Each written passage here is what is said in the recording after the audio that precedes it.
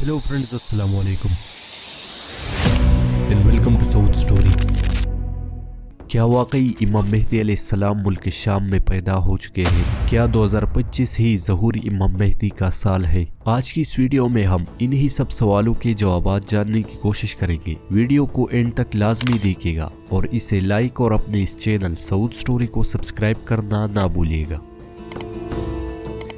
دوستو، شام کی سرزمین قیامت کے قریب ایک اہم مقام رکھتی ہے، جہاں قیامت کی بڑی نشانیوں کو ظاہر ہونا ہے۔ لیکن جب سے شام کی سرزمین پر بشار الاسد حکومت کا خاتمہ ہوا اور HTS یعنی حیات تحریر الشام نے ملک شام کو قبضہ کیا، تب سے اس مقدس سرزمین نے پوری امت مسلمہ کی نظریں اپنی طرف کھینچ رکھی ہے۔ شام کے موجودہ حالات بالکل انہی حالات سے مشابہت رکھتے ہیں جو نبی کریم صلی اللہ علیہ وآلہ وسلم نے اس سرزمین کے بارے میں بیان فرمائی تھی۔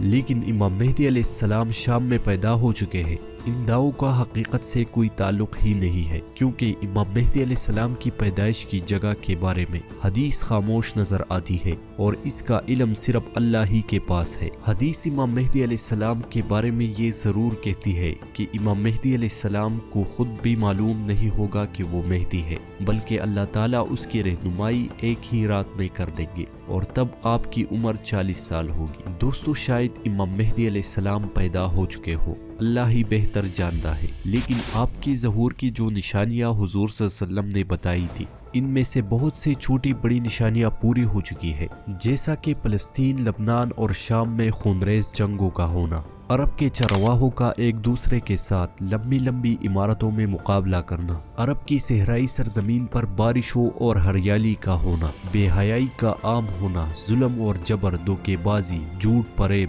مکاری، یہ سب عام ہونا، یہ سب امام مہدی علیہ السلام کی ظہور کی نشانیاں ہیں جو پوری ہو چکی ہے۔ لیکن ابھی امام مہدی علیہ السلام کی ظہور کی بڑی نشانیاں ظاہر نہیں ہوئی ہے، یعنی دریائے فرات کا خشک ہونا اور اس سے سونے کا پہاڑ ابھی ظاہر نہیں ہوا ہے، سفیانی کا خروج جو ابھی نہیں ہوا، حسین الیمانی شہیب بن سالی کی قیادت میں خراسانی لشکر کا برآمد ہونا، یہ وہ بڑی اور اہم نشانیاں ہیں جو ابھی ظاہر نہیں ہوئی ہے۔ اس لیے اس دعوے میں بھی کوئی حقیقت نظر نہیں آتی کہ سال 2025 ہی امام مہدی علیہ السلام کے ظہور کا سال ہے۔ باقی اگر اللہ چاہے تو یہ سب اسی سال بھی ہو سکتا ہے، لیکن ان نشانیوں کے ظہور پذیر ہونے سے پہلے امام مہدی علیہ السلام کا ظہور نہیں ہوگا، کیونکہ یہ نشانیاں ترتیب سے پوری ہوگی اور پھر امام مہدی علیہ السلام کا ظہور ہوگا۔ دوستو، دنیا کے موجودہ حالات اور بالخصوص شام اور فلسطین میں ہونے والی خونریز جنگوں کا فائدہ اٹھا کر بہت سے کذاب بھی سامنے آ سکتے ہیں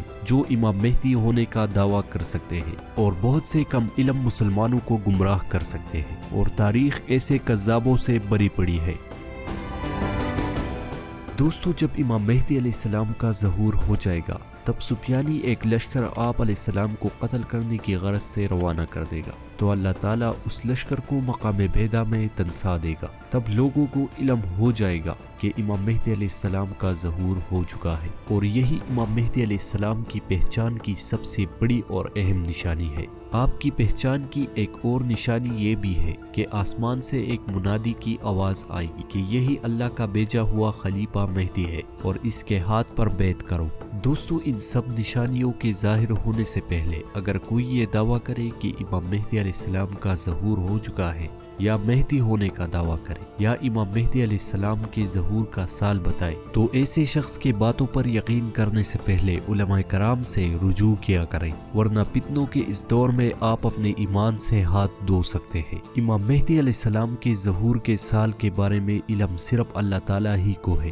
لیکن اس کا مطلب یہ بھی نہیں ہے کہ قیامت بہت دور ہے، کیونکہ نبی پاک صلی اللہ علیہ وآلہ وسلم کی بتائی گئی نشانیاں جس تیزی سے رہنما ہو رہی ہے، اس سے کم از کم یہ بات تو واضح ہوئے کہ ہم قیامت کے قریب بالکل آخری زمانے میں ہیں، جہاں اب ہم قیامت کی بڑی نشانیوں کو اپنے آنکھوں کے سامنے پورا ہوتا ہوا دیکھیں گے۔ दोस्तों फितनों का दौर शुरू हो चुका है। ये वो दौर है जिसके बारे में रसूलुल्लाह सल्लल्लाहु अलैहि वसल्लम ने फरमाया कि फितने तुम पर ऐसे गिरेंगे जिस तरह तस्बीह टूट जाने से उसके दाने तेजी से जमीन की तरफ गिरते हैं। दोस्तों कभी आपने ये सोचा है कि हम किस दौर में जी रहे हैं? शायद ये वही दौर है जिसके बारे में रसूलुल्लाह सल्लल्लाहु अलैहि वसल्लम ने बयान फरमाया था कि एक शख्स सुबह मुसलमान होगा और रात तक वो काफिर हो चुका होगा। आइंदा आने वाले साल मुसलमानों के लिए और बिलखसूस अहले अरब के लिए इंतहाई सख्त नजर आते हैं, जिसकी पेशगोइयाँ हदीस और रिवायात में बिल्कुल वाज़ेह तौर पर मौजूद है।